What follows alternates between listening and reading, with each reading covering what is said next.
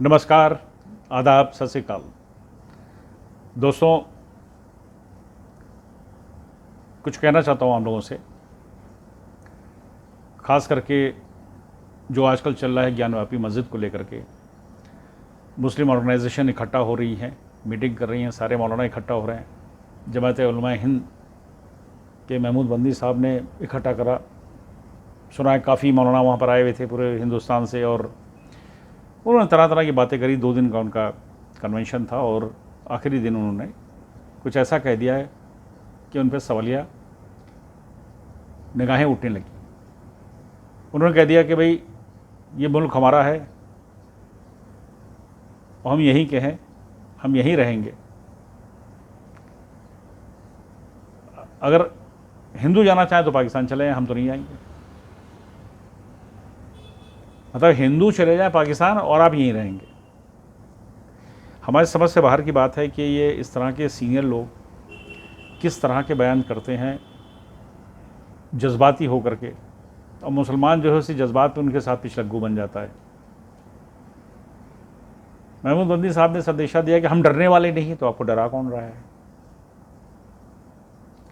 आप क्या पूरी उम्मत मुसलमानों का पूरा, कहते नहीं पूरी दुनिया का मुसलमान जो है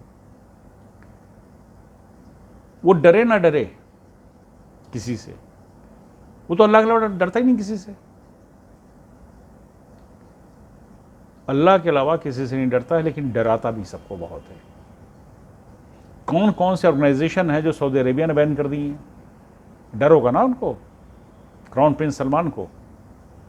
तबलीगी जमात, ये वो तबलीगी जमात है जिसने यहाँ पर जब कोविड के टाइम पे दिल्ली के अंदर काफ़ी अपने लोगों को अच्छी तादाद में इकट्ठा किया, जबकि पूरी दुनिया कोविड को झेल रही थी उस वक्त। उनको रत्ती भर भी परवाह किसी की नहीं थी, और उसके बाद वहाँ से निकले, पूरे हिंदुस्तान में फैल गए, कहाँ कहाँ पकड़े गए। तबलीगी जमात को सऊदी अरेबिया ने बैन कर दिया, आईसिस को बैन कर दिया। बहुत सी ऑर्गेनाइजेशन जो थी एक्सट्रीमिस्ट, इंतहा पसंद, अतिवादी, उनको सऊदी अरेबिया ने बैन कर दिया। साथ साथ में ये भी क्या है कि हमारी बदनामी होती है। प्रिंस सलमान का स्टेटमेंट है, ऑफिशियल स्टेटमेंट है, और बहुत सी हदीसें हैं, उनको भी उन्होंने कह दिया कि बैन करते हैं हम, क्योंकि मौलानाओं की, वहाँ की कुछ मुफ्तियों की, हो सकता है किसने लिखी नहीं पता, लेकिन कहते हैं हम इनको बैन कर रहे हैं, क्योंकि ये लोगों में कहते हैं कि गलत संदेशा देती हैं, उससे भड़कता है मुसलमान।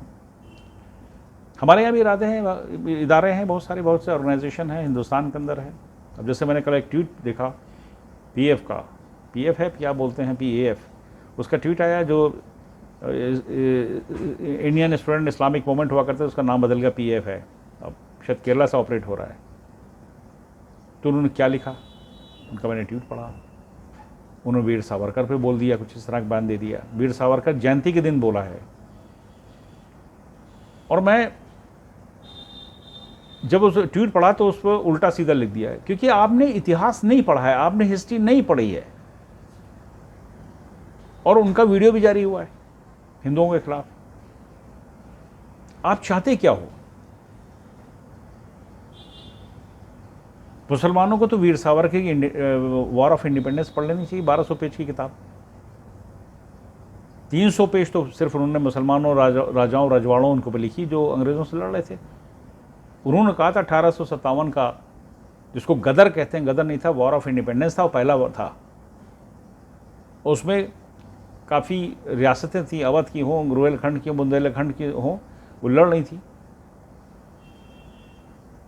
उसको पढ़ लें मुसलमान, तो समझ में आ जाएगा। मतलब नफरत की तो इंतहा होती है। तो मेरा कहने का मतलब ये कि भारत के अंदर आप आज़ादी से रहते हो, जिसको जिसकी जो मर्जी आप कह देते हो।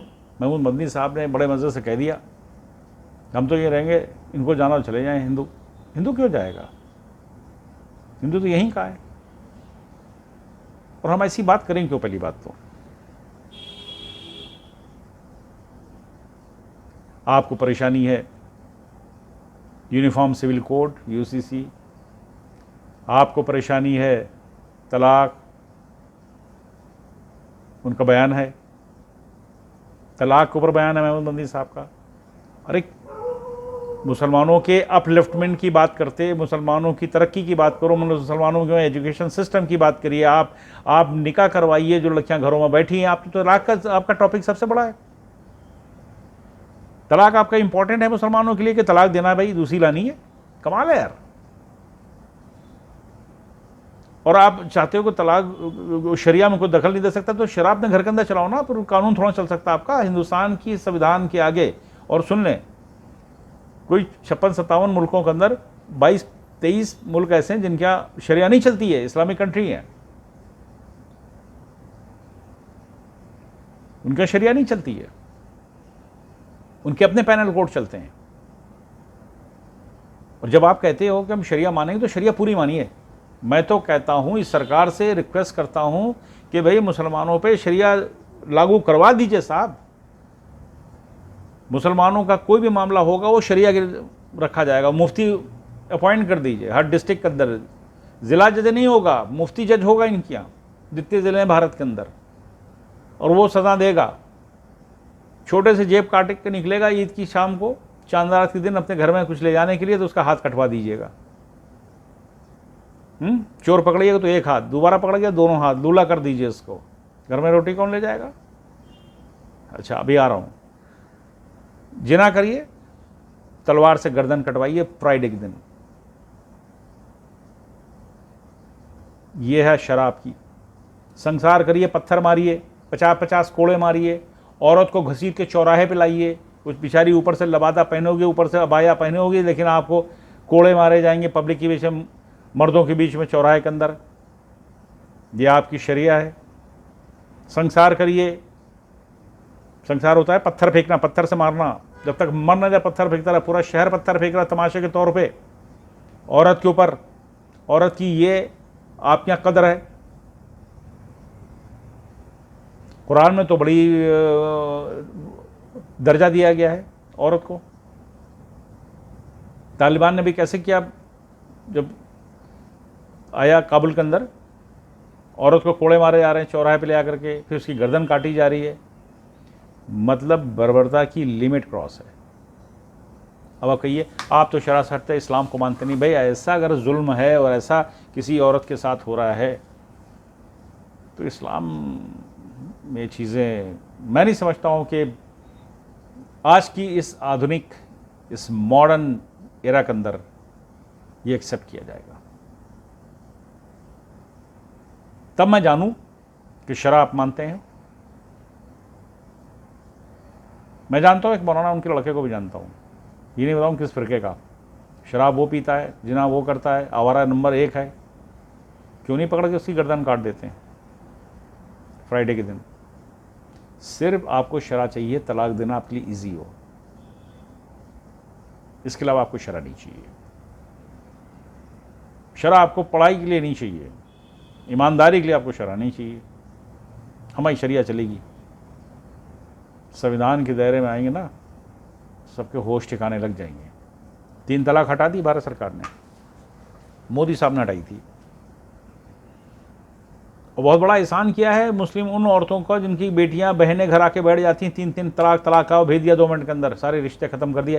क्या जज्बात हैं भैया आपके? उसके बच्चे छोटे छोटे, तुम बाप हो उसके, तुम उसके शौहर हो, सर पे हाथ रखने वाले हो। ये इस्लाम में है इस तरह से? 3 दिन का 3 बार में निकाल दोगे आप? ठीक है, तलाक है, दीजिए। जो इद्दत के दिन होंगे वो गुजारेगी।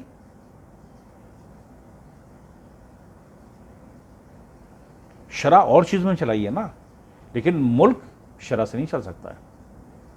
कोई भी मुल्क होगा वो अपने संविधान से चलेगा। आपके लिए स्पेशल दर्जा अलग से नहीं हो सकता है। हिंदुस्तान तो एटलीस्ट नहीं हो सकता, आप कहते रहिए। और जिस दिन यूनिफॉर्म सिविल कोड लग जाएगा उस दिन सबको होश ठिकाने लग जाएंगे, आपकी जातियां बंद हो जाएंगी औरतों के साथ जो हैं।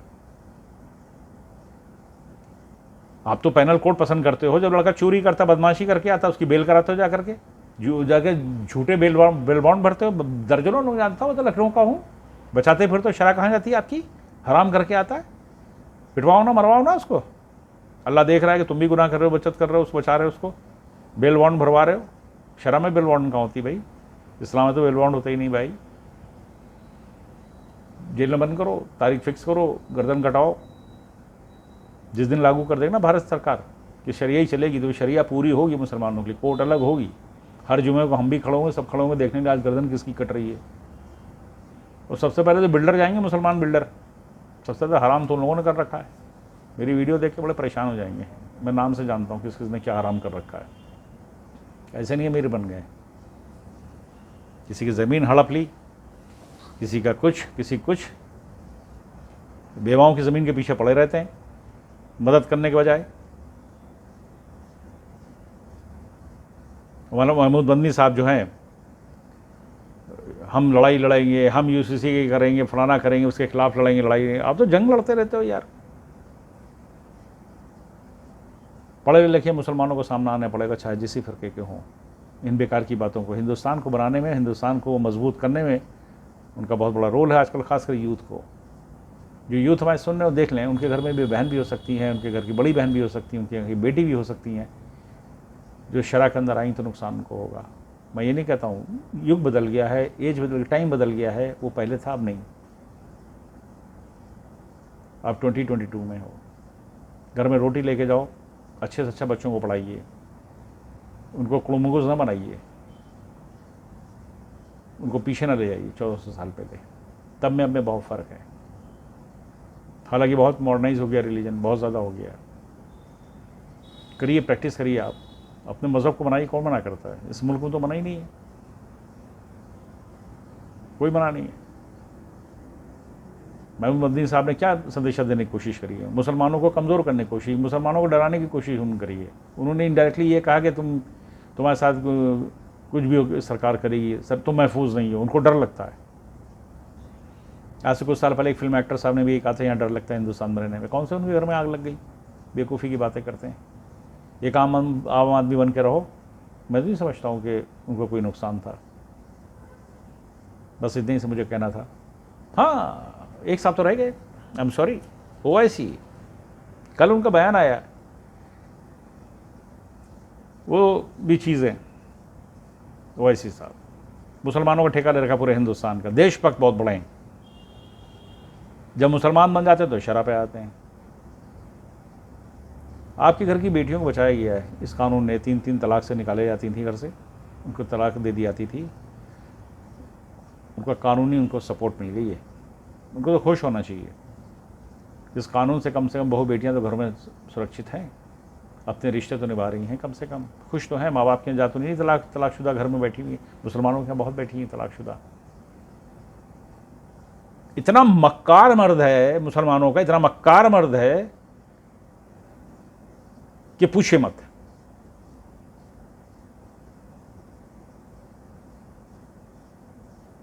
जब चाहता कॉन्ट्रैक्ट तोड़ देता है। जन्म जन्म का साथ तो है नहीं ना आपके यहाँ। ये OIC का बयान है। अरे कॉन्ट्रैक्ट की होती है शादी, जब चाहो तोड़ दो, तलाक दे दो। तो शर्म नहीं आती है? और किससे कहते हो? किस मुल्क में बात कर रहे हो? हिंदुओं से, इन सनातनियों से, जहां शादी होती है, जो ब्याह होता है, जन्म जन्म का साथ होता है। और मैं समझता हूँ आज का जो मॉडर्न युग का जो लड़के लड़कियां हैं, वो भी कहते हैं हम सारी ज़िंदगी तुम्हारे साथ रहेंगे। वो नहीं है इस तरह के। मुसलमानों में भी लड़के नहीं होंगे ऐसे कहने के लिए। वो चाहे निभाएंगे, मरते दम तक नहीं निभाएंगे। कॉन्ट्रैक्ट है, OIC ने कहा था। हमारे यहाँ शादी नहीं होती है, कॉन्ट्रैक्ट होता है। मतलब कॉन्ट्रैक्ट कर लिया तो घर पे औरत रह रही, बच्चे पैदा कर रही, अंडर कॉन्ट्रैक्ट। जब चाहो तलाक देकर कॉन्ट्रैक्ट नल अवॉइड कर दो। कानून के दायरे में आना पड़ेगा। OIC साहब, बयान फालतू देना बंद कर दीजिए। आप गुमराह ना करिए मुसलमानों को। अभी कहा उन्होंने क्या, कल बयान आया उनका, कहीं भिवांडी के अंदर, भिवानी है, भिवांडी नहीं, समथिंग महाराष्ट्र में कोई जगह है, वहाँ उन्होंने ये कहा कि सारे बाहर से आए, आर्यन हैं, हिंदुस्तान तो खाली द्रविड़ का है और आदिवासियों का है। तो तुम पहले बात मानते हो ना? तुम मानते हो तुम बाहर से आए हो? तुम सबको गिन रहे हो? कब आए थे बता दो। तुम बाद में आए हो। अगर तुम हिंदू थे तो पहले आए, तुम आए।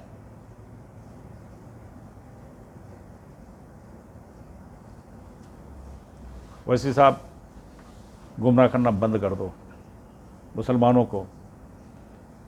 उनकी गरीबी पे तरस खाओ, उनके घर में रोटी भेजो, उनके बच्चों को पढ़वाओ, अच्छे लीडर भी तैयार करो। आपके छोटे भाई साहब निकलते नहीं यूँ सलाम करते हुए रेंज रोवर से उतर की स्टाइल से, लीडर लगता है? हमारे क्या तो आमतौर पर लखनऊ का मैं ऐसे लड़के देखे जो बिल्डर ऐसी घुमा करते हैं, साफ कपड़े पहन के यूँ करते हुए, हाथ करते हुए, लीडर है? शायद मैं ट्रैक से हट जाऊंगा, मैं इससे आगे बात नहीं करना चाहता हूँ। बहुत बहुत शुक्रिया आप लोगों का, बहुत बहुत धन्यवाद। बहुत जल्दी मिलेंगे हम आपसे फिर। जय हिंद, वंदे मातरम।